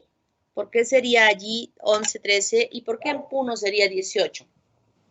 Porque las personas que viven en Camaná, ahí hay más oxígeno y por ende ya no necesitan tanta hemoglobina para aprovechar el oxígeno, sino que en Puno hay menor cantidad de oxígeno y necesita más hemoglobina para poder alcanzar todo el oxígeno para el cuerpo. Muy bien, niña. Esa es la razón. Y entonces ese fetito que está dentro del útero, que está con una concentración de oxígeno menor en su circulación, compensa además con esta hemoglobina, con esta cantidad de hemoglobina, esa deficiencia. Entonces, de esa manera, se asegura que sus neuronas, que son, digamos, las células más importantes que requieren oxigenación, estén oxigenándose perfectamente. De esa manera se asegura de que estén oxigenándose perfectamente a través de ello. Y es así que cuando el niño, nosotros generalmente durante toda la gestación, la señora debe ir controlándose con el obstetra para ver cómo está todo esto, ¿no? Pero cuando sucede el momento del parto, es una situación un poco complicada. ¿Por qué? Porque las contracciones uterinas pueden estar cerrando la luz de los vasos que están irrigando esa placenta y podría ser situaciones graves y hay que estar controlando esa frecuencia cardíaca. Y se hace con un aparato especial. Hay estetoscopios especiales, pero hay un estetoscopio que se llama estetoscopio de Pinard, que es como una copa que se pone sobre el abdomen de la señora que está en ese momento del trabajo de parto y va escuchando y contando los latidos del corazón. Si llega a bajar de 40 menos, inmediatamente el obstetra tiene que programar una cesárea. Ese niño debe salir porque está entrando en sufrimiento fetal. Sufrimiento fetal significa está bajándole el oxígeno, por eso está latiendo cada vez menos su corazoncito. Ese latido menor de su corazoncito no está asegurando una buena oxigenación y tenemos que sacarlo rapidito porque si no, este niño va a salir un Fujimori o ¿cómo se llama el árbitro de Chile? Un Bascuñán, una persona sin cerebro. Sus células nerviosas van a estar muriendo y en consecuencia tenemos que sacarlo antes que haya un daño cerebral a ese niño rapidísimo. Y fíjense, no puede estar con la pelvis bien preparadita para dar a luz, una pelvis ginecoide, toda la gestación fue perfecta, los controles fueron perfectos y es en el momento del parto donde pueden suceder problemas, situaciones que tenga que ser necesaria hacer una cesárea para que ese niño nazca bien. ¿Se dan cuenta? O sea, no podemos decir, mi embarazo perfecto, yo voy a dar luz perfecto. No, nadie sabe, es como ahora nadie sabe cómo va a reaccionar su cuerpo si se infecta con el COVID. Lo mismo pasa con una gestación aparentemente normal y nadie sabe que en ese momento pudiera suceder una complicación y que va a ser necesario que ese bebé nazca por cesárea, para que no haya complicaciones en cuanto a la oxigenación de su cerebro, ¿no? Entonces, esos son los mecanismos que tiene el feto para compensar la deficiencia de oxígeno que pudiera estar teniendo en esta función respiratoria. Función nutritiva. a través de la placenta, la mamá le va a pasar al niño todos los requerimientos nutricionales que nosotros, para nuestro cuerpo, lo tenemos a través de la alimentación. Todo lo que nosotros vamos a comer se lo va a pasar. Y otra cosa, si esa mamá no come, por ejemplo, les puedo decir a estas señoras que tienen hiperemesis gravídica, que es usual, veces muy graves, muy fuertes, hasta el tercer mes, un poco seria la cosa, pero va comiendo y va comiendo y va comiendo, ¿no? A la fuerza va comiendo. Pero hay mujeres que los 9 meses vomitan. Están internadas en el hospital porque se deshidratan. A un lado están con la enfermera que le está aplicando los sueros y su obstetra, y al otro lado está el psiquiatra, porque es un problema psiquiátrico muchas veces. Entonces, no comen. Es bien complicado. Y sin embargo, ese niño sigue desarrollándose normalmente. Claro, la mujer está cada vez más flaca, va a terminar su gestación sin dientes, todos se le van a cariar, porque la placenta y el bebé, el feto, está jalando los nutrientes de esa madre, pese a que ella no los está ingiriendo, pero de ese cuerpo los está obteniendo, ¿no? Está obteniendo los requerimientos nutritivos para asegurar su crecimiento y su desarrollo. Mientras ella esté viva, el bebé va a estar vivo. Excretoria, función renal. Lo mismo que hace nuestro riñón, la placenta va a hacer eliminando todos los desechos del metabolismo celular que tienen que ser eliminados. Y lo van a hacer ahí, en la placenta, con este intercambio ahora de la microcirculación de la placenta hacia el exterior. Y se hacen a través de diversos mecanismos, tanto la nutritiva, excretoria y respiratoria. Por difusión simple, con un transporte pasivo, oxígeno, CO2, solamente pasan fácilmente, agua, sales, ácidos grasos, aminoácidos no esenciales, urea, creatinina, ácido úrico, que son los productos de desecho que tienen que pasar del lado del producto hacia la madre. Por difusión facilitada con la presencia de moléculas transportadoras, por ejemplo, la glucosa. Por transporte activo, requiriendo ATP para lograr este transporte, aminoácidos esenciales, hierro, yodo. Por pinocitosis, es decir, que se extiende como un macrófago que va envolviendo a la molécula para luego incorporarla hacia el interior, por ejemplo, anticuerpos, grasas neutras, ¿no? Entonces son los diferentes mecanismos cómo puede pasar el embrión a través de la placenta, pueda pasarse estos nutrientes o los desechos hacia el exterior. Función protectora. Es esta que, como les decía hace un momento, diríamos que esta es la palabra exacta para decir barrera placentaria. Una barrera para que no ingrese aquello que pueda dañar el crecimiento normal de ese producto dentro del útero de la mujer, ¿no?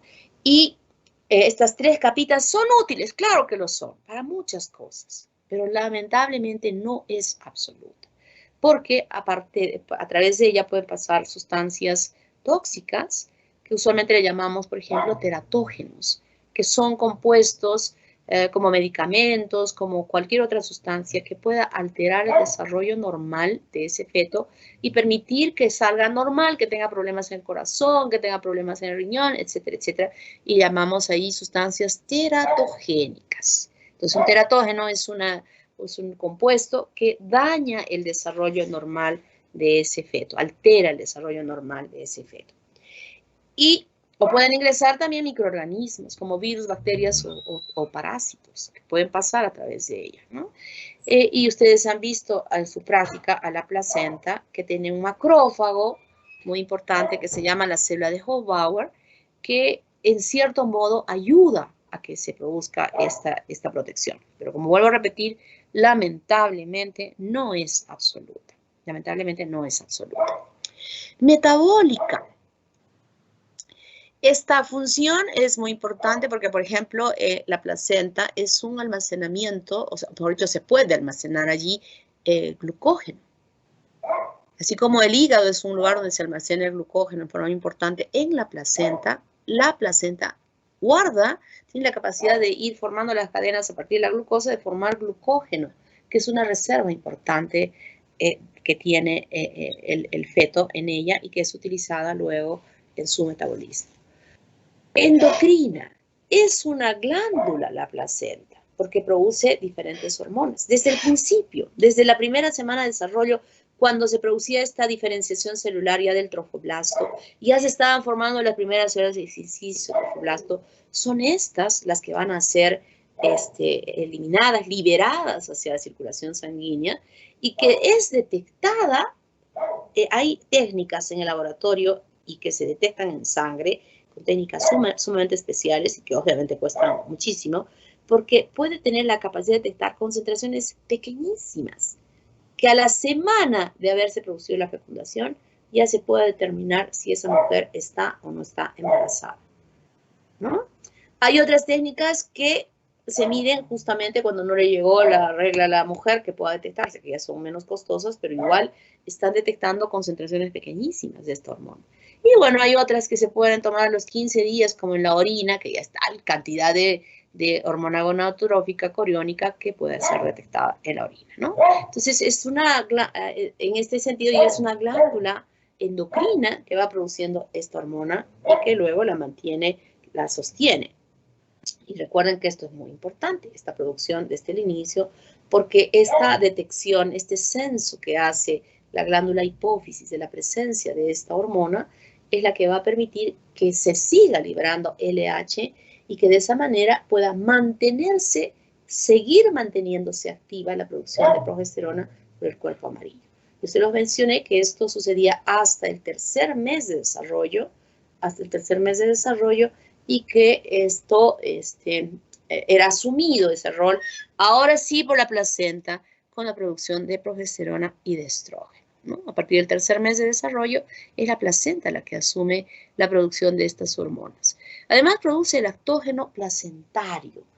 Es una hormona muy parecida a la prolactina, que desde que ya empieza a producirse, se suma a la acción de la prolactina en estimular al crecimiento de la glándula mamaria, y cuando esté estimulando el crecimiento no es que esté simplemente acumulándose grasa, ¿no? Ni siquiera se acumula grasa en realidad.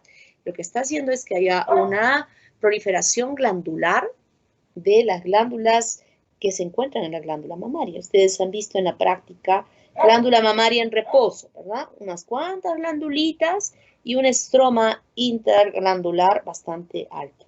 Y también han visto en histología glándula mamaria en actividad, donde ya no se veía nada de estroma y sí se veían puras glándulas, ¿no? Entonces, esto se va acentuando justamente por el lactógeno, por esta hormona del lactógeno placentario, que incluso la chica que está embarazada, que le empieza a desarrollar las mamas. Y hay mujeres que ni siquiera se dan cuenta que están embarazadas. Y se ven que sus mamas están creciendo. Están grandes, están bastante firmes. Y es el lactógeno placentario que está influyendo ya casi desde el mes y medio, ya esa glándula empieza a ponerse más turgente.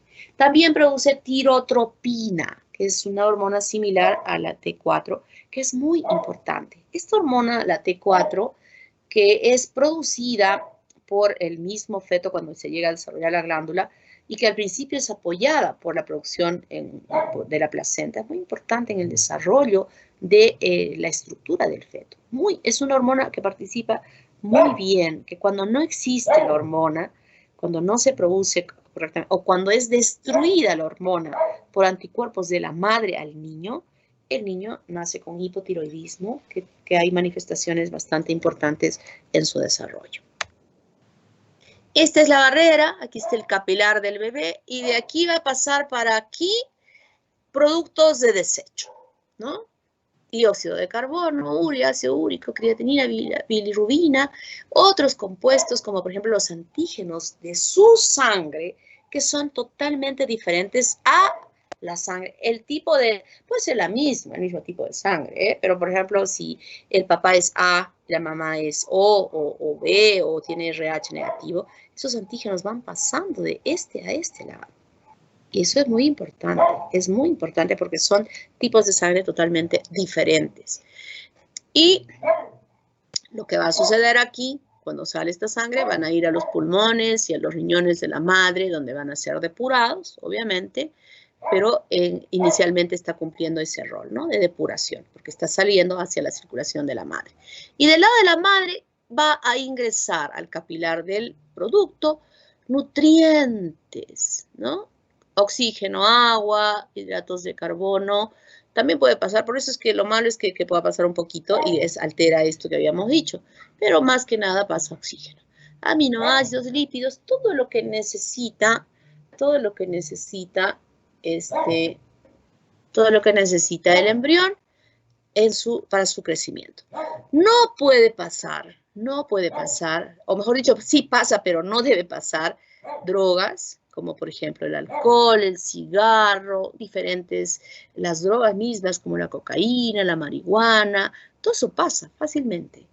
Y también puede pasar medicamentos que son teratogénicos. Por eso es que en algún momento les mencioné que cuando una mujer se enferma, lo ideal es que no reciba ningún tipo de medicación, ¿no? O sea, es lo menos posible de usar ningún tipo de medicación que pueda afectar y dañar al producto. Y es el obstetra el único que conoce muy bien las medicaciones que no ocasionan al feto, que no ocasionan daño y que se pueden llegar a utilizar. Pueden pasar virus, rubiola, citomegalovirus, herpes también pasa, puede pasar el HIV también, pero en concentraciones, en porcentajes bastante pequeños. Parásitos como el Toxoplasma gondii puede pasar. Aquí dice no transferible, sí, la bacteria pasa. Por ejemplo, el Treponema pallidum que produce la sífilis pasa y provoca trastornos bastante importantes en el desarrollo. No transferible es heparina, transferrina. La inmunoglobulina M no pasa. No pasa porque tiene un peso molecular muy grande. La G sí. La inmunoglobulina G sí pasa. Sí pasa. Porque tiene un peso molecular menor. Ustedes saben el peso molecular de la inmunoglobulina M, que lo han hecho en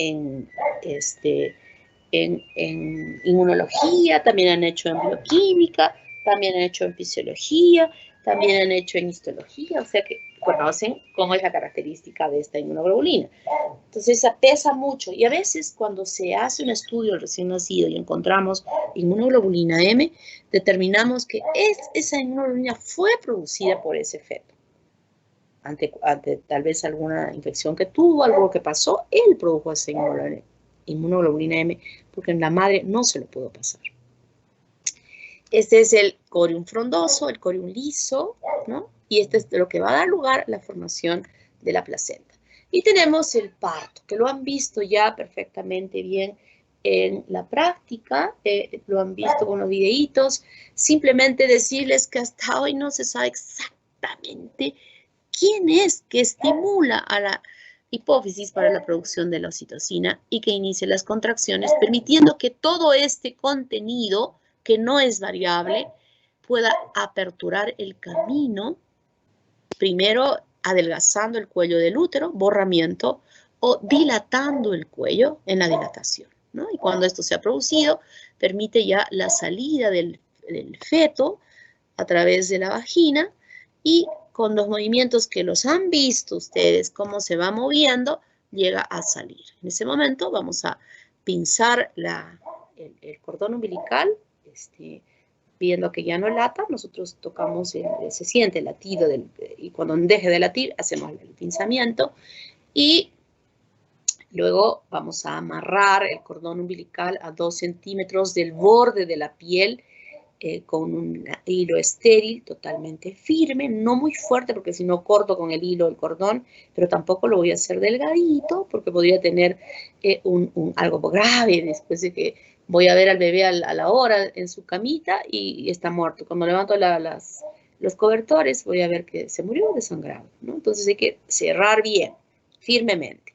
Y luego las contracciones persisten permitiendo que se despegue, que al contraerse el útero va despegando la placenta, ¿no? Va despegando, se va separando los tabiques que hubieron, se van separando hasta que finalmente se libera completamente y sale la placenta en el alumbramiento. Pero quiero mencionar, como se los dije a los chicos en la práctica, siempre nuestra responsabilidad como médicos, aunque hay médicos que no están de acuerdo con lo que yo digo, se debe hacer una episiotomía y una episorrafia para permitir la salida de ese feto por la vagina, para evitar que el diafragma pelviano pueda afectarse. De repente no se desgarre en el parto 3, en el parto 2 o 3, no se desgarre, porque en el primer parto siempre se debe hacer una episiotomía, porque podría desgarrarse. Desgarrarse significa que se aperture en diferentes direcciones el periné, terrible, grave, y no debemos permitir eso, ¿no? Entonces, eso no debe repetirse solo en el primero, sino en los otros más, en este momento ya para proteger que ese músculo del diafragma no se afecte. Y cuando venga la menopausia, cuando ya no hayan hormonas, ese diafragma pelviano que ya está atrófico por la deficiencia hormonal, además lo esté por un daño que se produjo en él. Así es que, recomendación desde mi punto de vista, que eso sí se debe hacer. Esta es la placenta, la cara materna, donde vemos a los cotiledones que deben, todo esto debe estar brillante, brillante, y vemos estos espacios donde estuvieron los tabiques de los septos de la decidua que se introdujeron dentro de él. Y tenemos que verificar que todo esté brillante y bien para que no, y no ver que falte algo, un pedazo de cotiledón ahí adherido al útero. Cuando yo dije que el útero se contraía, al contraerse está cerrando la luz de los vasos y ya no está sangrando. ¿Ok? ¿Se acuerdan que estaba abierto? Todo está abierto. Todos estos vasitos que estuvieron están abiertos. Pero como yo lo estoy cerrando desde más adentro, firmemente, estoy cerrando ese vasito a que ya no sangre. Pero aquí no puedo hacer porque hay algo que impide que se cierre. Entonces, el paciente está sangrando, sangrando, sangrando. Por eso, primero, antes de que yo observe que siga sangrando, debo revisar la placenta, bien revisada. Si me falta esto, estoy en mi pueblo lejísimos, inmediatamente monto a la señora en un caballo y la llevo al hospital más cercano para que se le haga el curetaje. Porque si no, se me puede morir. Se me puede morir ahí en el pueblo. Y luego ustedes los van a fusilar en el pueblo. Así es que hay que estar pendiente de todo lo que sucede. Y vamos a hablar ahora de los embarazos gemelares. Ups, me estoy pasando. Rapidísimo. Son de dos tipos, monocigóticos y disigóticos. Monocigóticos es cuando, me voy a pasar aquí, cuando un ovocito ha sido fecundado por un solo espermatozoide. Y pueden suceder tres situaciones. Primero, que en las primeras blastómeras se separen completamente y luego que se han separado completamente, se implanten en lugares independientes, donde cada uno de estos bebés, estos fetos, tengan su propia placenta, su propia cavidad amniótica y su propia membrana coriónica. Independientes, ¿no? Totalmente independientes. Puede ser que las divisiones se produzcan cuando ya está formado el blastocisto y la masa interna se haya separado y forme dos masas internas. Y cada una de ellas formará su propia cavidad amniótica, que hemos visto que se amplía, y envuelva al embrión y feto posteriormente, ¿no? Una cavidad amniótica dentro de un saco coriónico, es decir, con una sola membrana coriónica y una sola placenta. Y la otra circunstancia en que se haya formado una sola masa interna, pero esta masa interna ya formó las primeras dos hojas embrionarias, es decir, epiblasto e hipoblasto. Y en ese momento se separan. Cuando están formadas todavía estas dos hojas y se separan, no hay ningún problema que puedan estas que se han separado tener la capacidad de formar un nuevo ser. Y en este caso solo hay una cavidad amniótica que aloja a dos fetos donde hay una sola membrana coriónica y una sola placenta. ¿Qué característica importante hay aquí? Esto puede verse en un embarazo disigótico.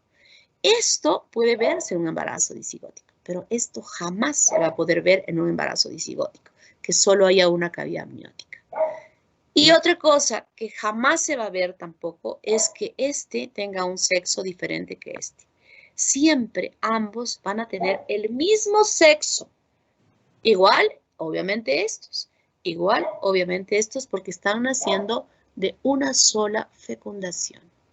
¿Está claro? Y en el embarazo monocigótico, en el embarazo disigótico, eso sí me interesa mostrarles. Puede ser que perdón. Puede ser que en esta implantación conjunta, que es única, es uno solo, puede ser que las placentas, a pesar de que solo sea una placenta, la circulación sanguínea sea independiente para cada uno de ellos ingresando por un cordón umbilical. O simplemente que haya conexión entre la circulación de esta única placenta. ¿Está claro? O sea, puede ser esta situación de que pudiera suceder, ¿no? Que sea esta separadita la circulación y esta que sea conjunta. Ups. Ahora no quiere caminar. ¿Por qué? Entonces, en los disigóticos, aquí sí, por más que la placenta esté junta, siempre la circulación va a ser independiente para uno para otro. Entonces, ¿qué vemos nosotros acá en disigótico? Mejor me voy a pasar acá, que veo también más clarito, creo que lo entenderían acá. Miren, aquí hay dos ovocitos fecundados por diferentes espermatozoides. La señora ovuló 2 ovocitos. La señora tuvo 2 ovocitos, 2 folículos de Graf. O 3, o 4, o 5, o 6, no importa. Pero cada uno de ellos fue fecundado por espermatozoides diferentes. Y cada uno de ellos va a dar a 2 blastocistos diferentes. Y cada blastocisto se va a implantar en lugares diferentes. Y cada uno va a tener su propia placenta, va a tener su propio saco amniótico y su propio saco coriónico. Y pueden ser aquí que sean del mismo sexo o pueden ser de diferente sexo porque son 2 diferentes. En este caso sucede lo mismo, pero al momento de implantarse puede ser que se junten, se implantaron cerquita los dos. Y cuando empiezan a crecer, sus membranas coriónicas se fusionan y desaparecen, mas no sus membranas de su membrana amniótica. Fíjense, aquí no hay membrana coriónica. Es como que estuviesen cada uno, están en realidad cada uno en su saco, en su propio saco amniótico.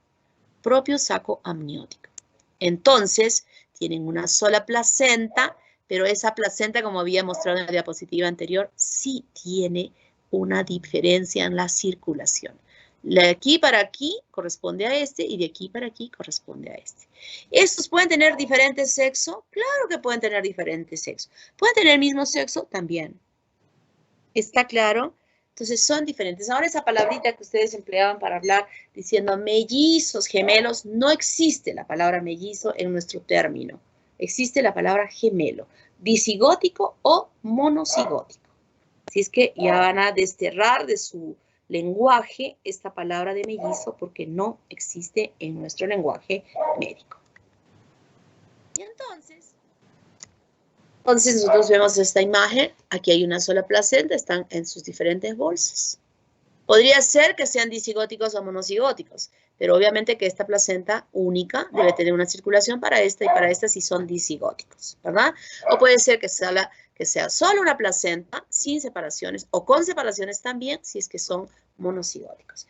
Igual aquí podemos ver 2 bolsas diferentes con 2 placentas diferentes amnióticas en un solo saco coriónico. Pueden ser disigóticos o pueden ser monocigóticos también. Parece un trabalenguas. Y sucede algunas veces que la separación no se ha hecho en las 2 membranas, en las 2 capitas del epiblasto y el hipoblasto, sino durante la gastrulación, o sea, cuando ya se formó la tercera hoja embrionaria. Y esta separación puede permitir el desarrollo de 2 embriones y 2 fetos posteriores que estén unidos por alguna parte de su cuerpo, como en este caso, que se llaman cefalópagos, unidos por la cabeza, o pueden ser por el tórax, toracópagos, o pueden ser por el abdomen, onfalópagos, o pueden ser por la pelvis, raquípagos, ¿no? Entonces nosotros tenemos bebés unidos, que han nacido unidos, que en algunas veces, después de un estudio muy minucioso que se haga, si son todavía pequeños, puedan ser separados si es que, por ejemplo, estén teniendo órganos que no sean comunes, que de repente sea solo la piel, o que tengan órganos comunes, como por ejemplo hígado, que sí es factible que puedan ser separados, pero lo que sí es muy difícil que puedan ser separados es un órgano único, como por ejemplo el corazón, ¿no? Y aquí tiene que haber separación, porque un corazón no puede latir para dos seres. Entraría en una insuficiencia cardíaca y obviamente la muerte es segura para ambos. Entonces, a veces esto es muy complicado, muy difícil para la propia familia, para esa mamá que quiera decidir a ver a quién le doy el corazón, quién se queda con el corazón y quién no se queda con el corazón.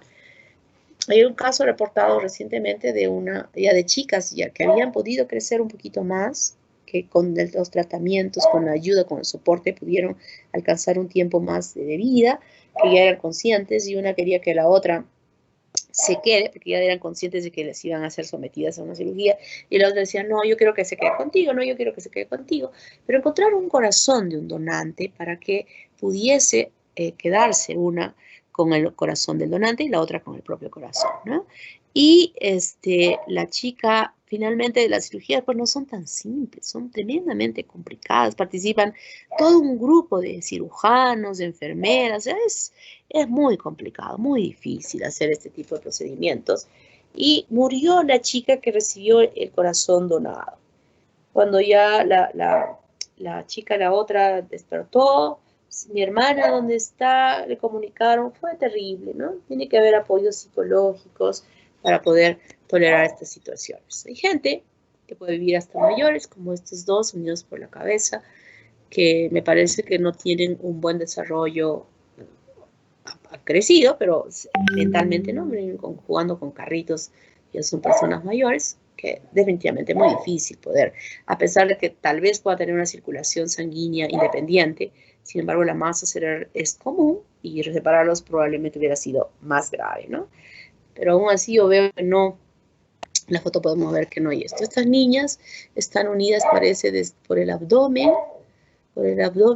tal vez no por el corazón, ojalá que tengan dos corazones independientes, y tal vez pudieran ser ellas candidatas a una separación. Estas decisiones son muy difíciles por la familia, muy difíciles. Son ellos, los papás tienen que tomar la decisión de que se acepte o no acepte. A veces son ellas mismas las que no quieren ninguna separación, ¿no? Muy bien, ¿alguna pregunta? Creo que nos hemos pasado. Perdónenme, chicos. La clase está un poquito larga. Doctora. Sí. Disculpe, tengo una pregunta acerca de la enfermedad hemolítica de recién nacido. Se supone que se da cuando la mamá es homocigota recesiva y el papá es heterocigoto dominante. Entonces perdón, ahí... No te entendí.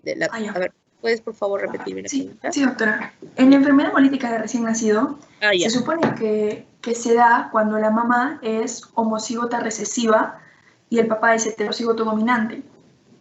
Entonces, el bebito va a salir RH positivo y ya la mamá produce anti-RH y destruye sus glóbulos rojos.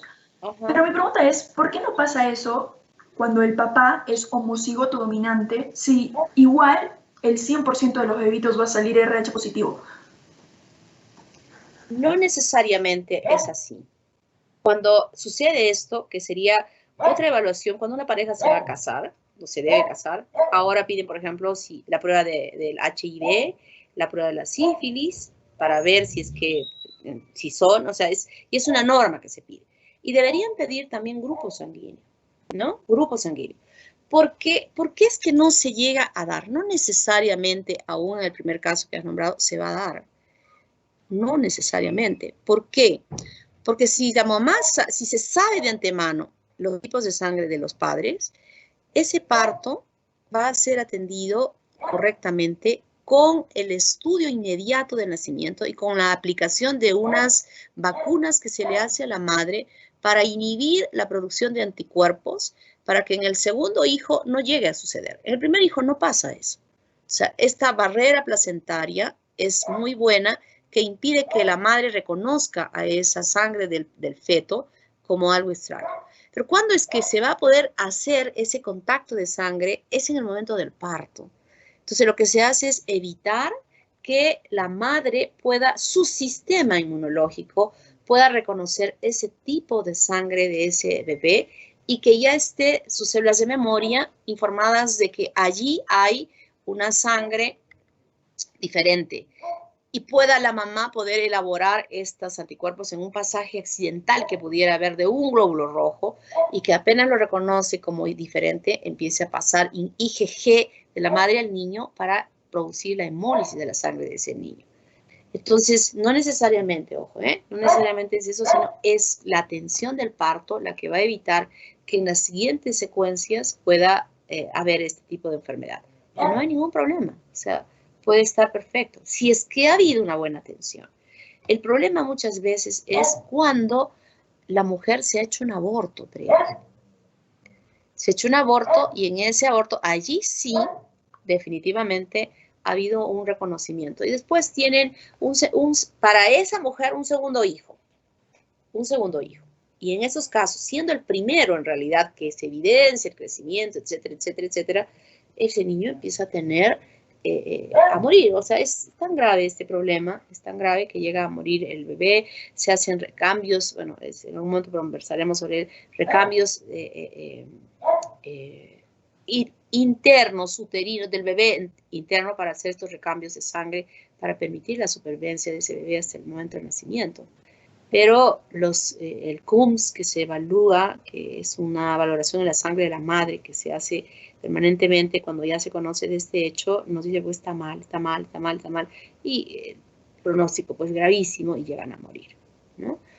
Pero no necesariamente. O sea, lo importante es por eso decía, en ese certificado que se solicita a la mamá, en los requerimientos para el matrimonio que se hacen en las parejas, también debería pedirse esto.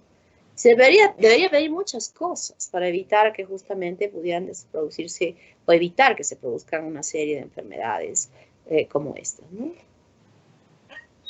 Muy bien, ¿alguna otra pregunta? Doctora, entonces, enfermedades venéreas se contagian durante el parto también, ¿cierto? La enfermedad venérea ya se la contagió antes.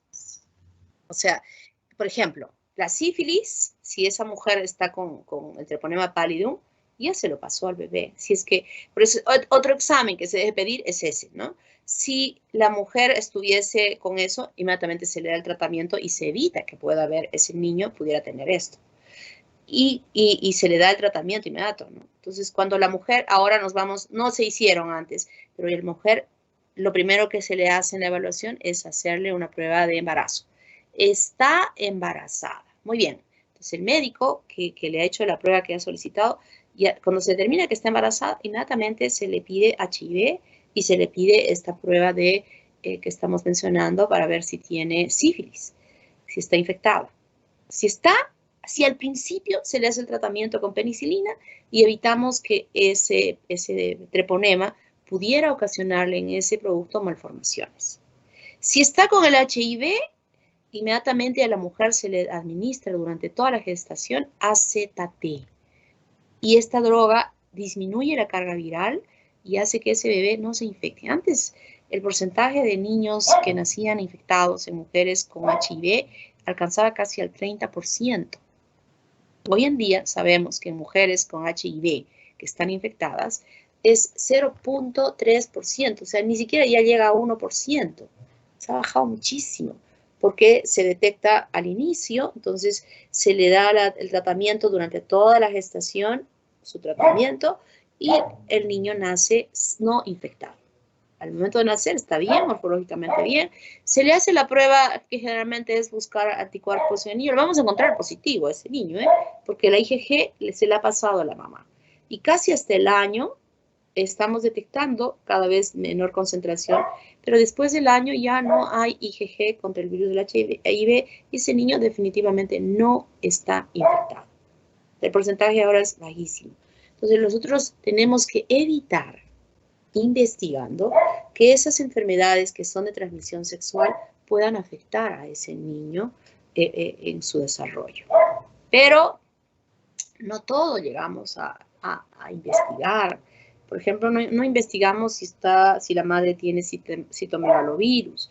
No investigamos si la mamá tiene herpes.